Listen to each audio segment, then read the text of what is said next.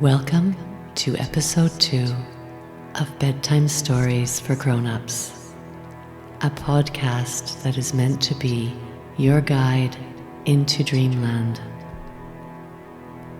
Hopefully, you'll never hear the end of it.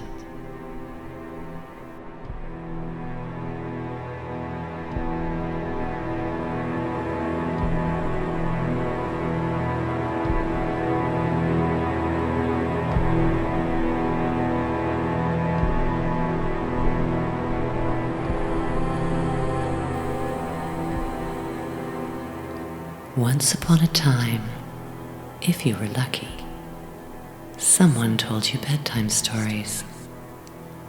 Maybe someone read you books, or the same favorite book over and over. Or maybe someone made up your bedtime stories, telling you nonsensical things until you closed your eyes and drifted into sleep. These bedtime stories are the whimsical, made-up kind, little snippets from dreamland to guide you there. There is no plot to follow, no sense to make of anything, just a sequence of images from beyond the consciousness of day to help you drift, let go, and fall blissfully into sleep.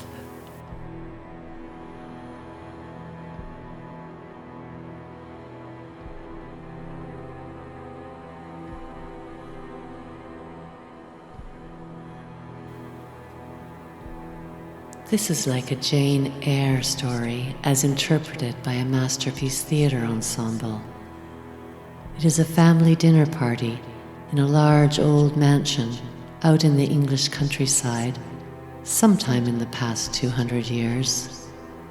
I don't know where exactly. I've never been there. One of the brothers is very intense. He reminds me of Oliver Reed. He is intimidating and foul-tempered, but nevertheless, when he puts his hands on my shoulders and whispers in my ear, I can't help but acquiesce to his powers of seduction. He is passionate in all things, which also makes him rather difficult.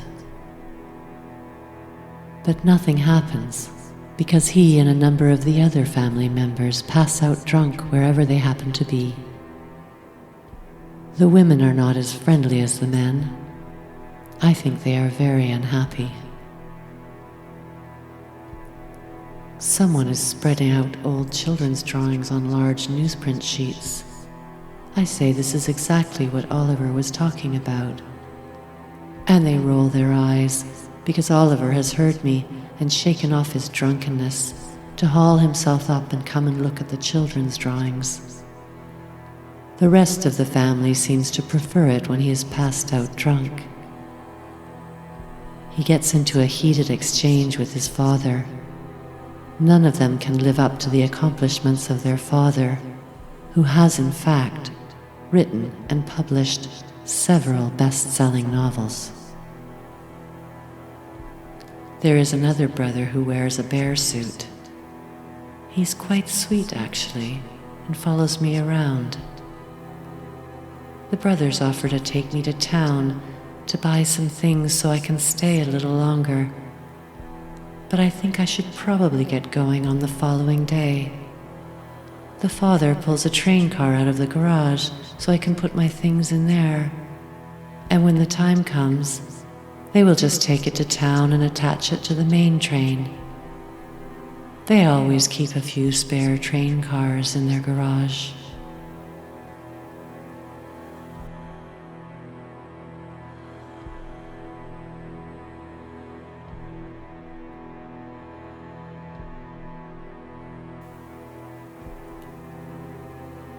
Now we are in a lineup.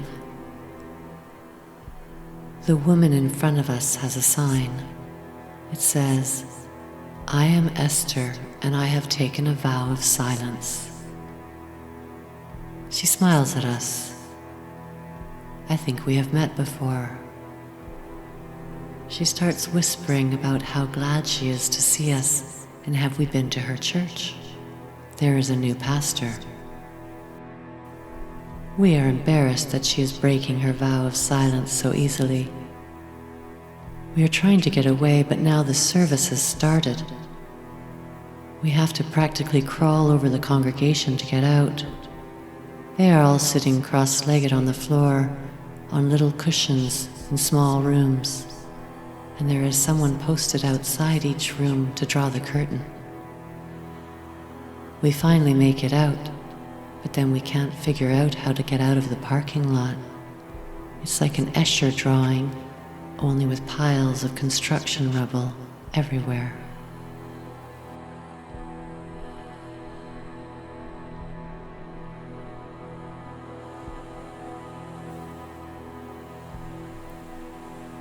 You can pretend you want to join the Christians, and you will be served right away. These Christians have different rituals. They give you some jewelry and tell you to wait for God. And they tell you that after you have seen God, you must take one ring off the necklace and throw it into the water. Throw a ring from the necklace into the water every time you see God. We're starting to feel a little alarmed. This is serious. But then this older woman in the waiting room says, "Have you seen Jesus yet? Don't worry, he's coming." And they have this very seductive, jazzy kind of come hither Jesus dance that is very alluring to a lot of people. It is also somehow reassuring.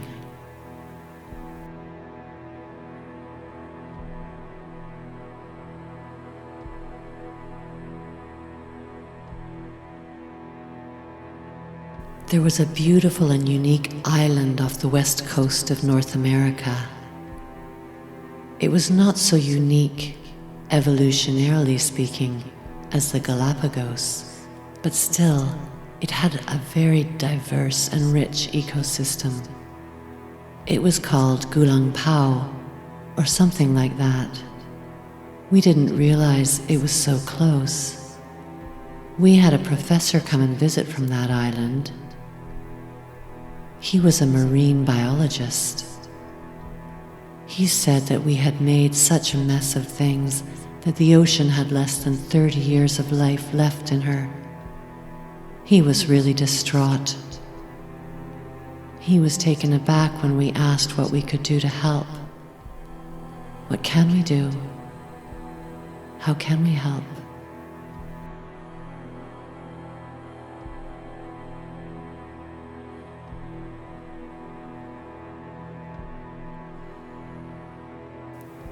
We are looking after someone else's children. We are telling them stories, and a whole host of wonderful creatures comes out of the woods to hear the stories. A beautiful black bird lands nearby and trills.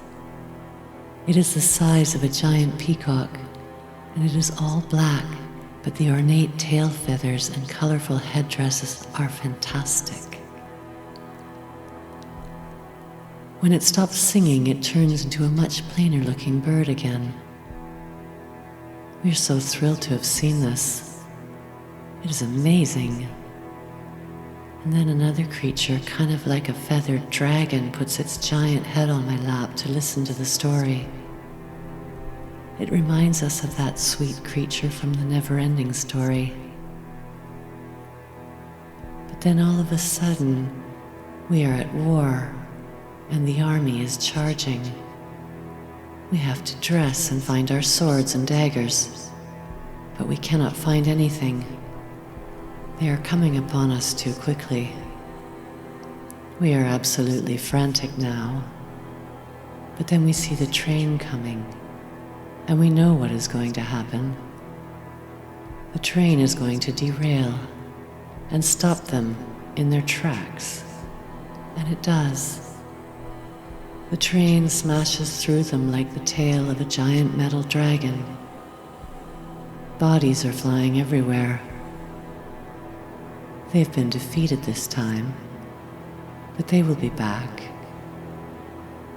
We see someone carting off a dismembered leg, and we are disturbed.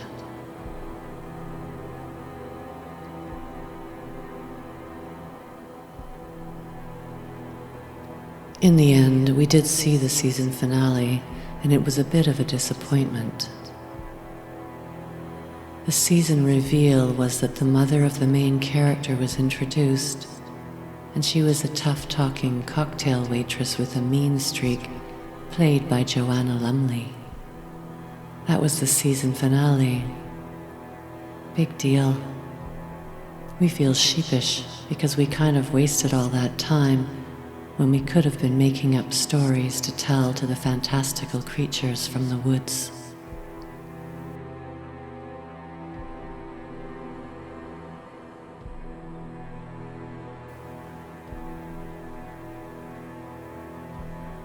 I am monitoring a band coming through town, but no one seems to be able to see them except me.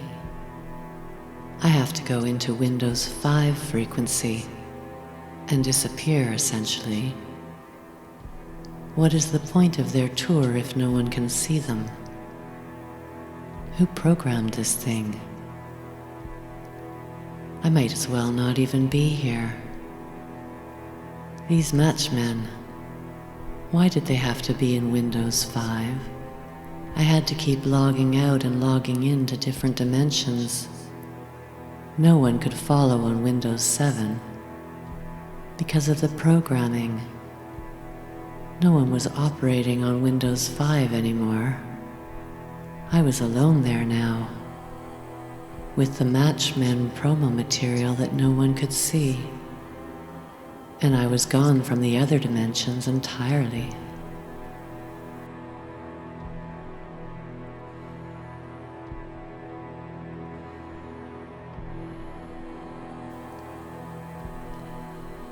We had received a severed head in a paper bag that was supposed to be used for some purpose.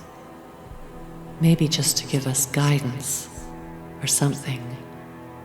I didn't like carrying it around, so I set it down in a corner. There were some tears in the bag. They were going to give us the helmet to look after with all the notes and instructions in it, but I said, wait, we're not ready for that yet. And some fool had stolen the bait car. What an idiot.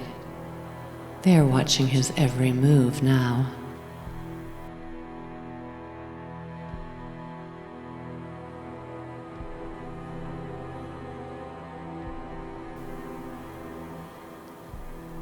We were walking in the old neighborhood, and we saw a man with a 2x4 come running after another man. And oh my God, he bashed him twice in the head. We had witnessed this, and he had seen us, so now he was coming after us. We want nothing to do with that guy. It turns out he is this wanted bad guy, the evil baby that was on the front page of the newspaper. A baby with bulging eyes and little sharp teeth. He can change into a grown thug in a flash. Somehow I'm holding the evil baby and trying to hold him down for the police so that he can't change into a thug and hit me with a 2x4. He's biting my hands, my palms. I don't know how much longer I can hold him. Somehow he gets away, and I'm afraid he will come back for revenge. I make a police report. My palms have little chew marks from the evil baby teeth. But other than that, I'm okay.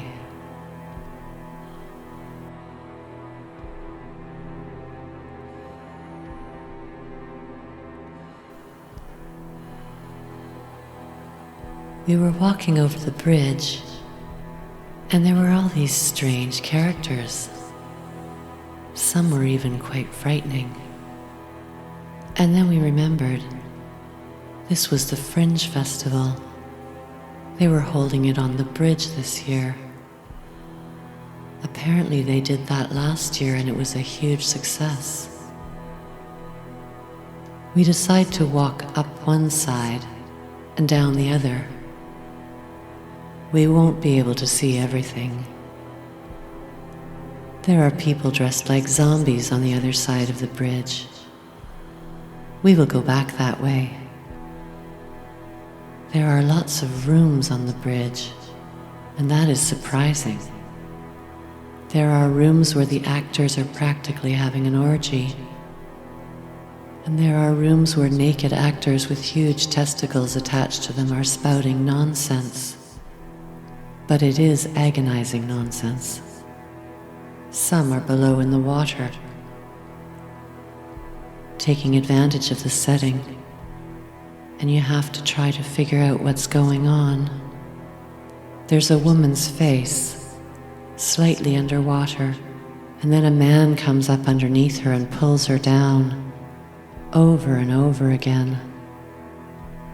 The actors must be getting quite chilled.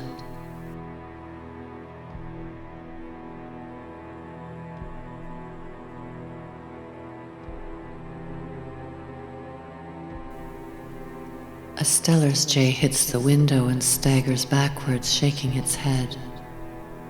It is stunned. I go to help but can't resist stroking the feathers. This jay is the size of a peacock. It has a searing headache and needs some protected time now to recover. And then it will be able to fly again. So we are guarding it now, while it rests.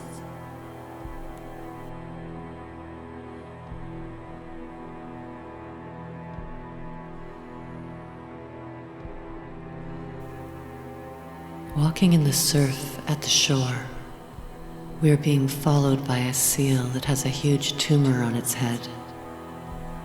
One hideously big bulging eye, and one normal sweet seal eye.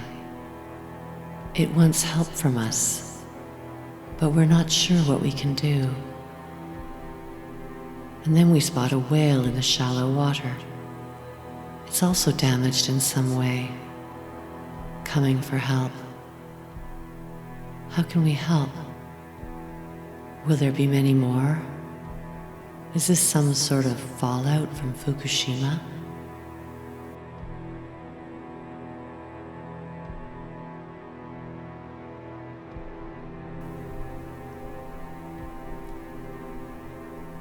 There is a couple walking around in circles. Is it a house they are walking around? It is because they have died, but they have not let go and moved on. That's what happens if you don't let go. You end up walking around in circles.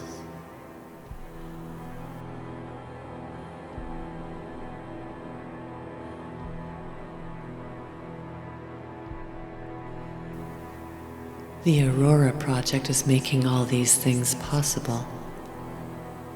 It is a big handcrafted box of indeterminate shape, although it kind of reminds us of a coffin. It's much bigger and multi-sided. It's bringing light and love to the world. The people are giddy with happiness, making love everywhere and not upset when caught in the act in the woods. It is rutting season.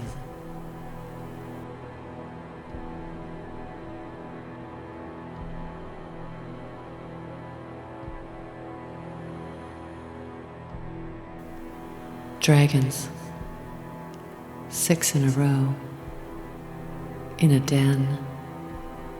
It is going to be a smash hit. Are you sure? How can you predict with the economy the way it is?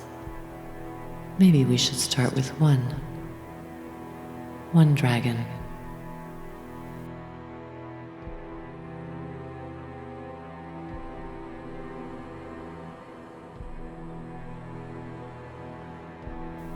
Look at these animals. What a strange and beautiful deer. Almost like a drawing. Or origami. These must be Japanese animals. The kids are saying, we don't have time to watch the animals now, but we are mesmerized by the bear, patting and hugging and nuzzling the horse. What a beautiful thing.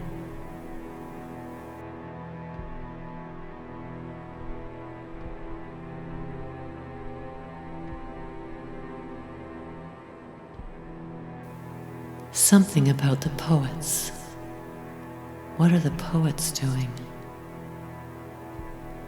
In the woods, a lost boy is searching for his adoptive parents. He is hard to find because he is always moving, and if anyone gets too close, he runs like the wind, and everything becomes a blur.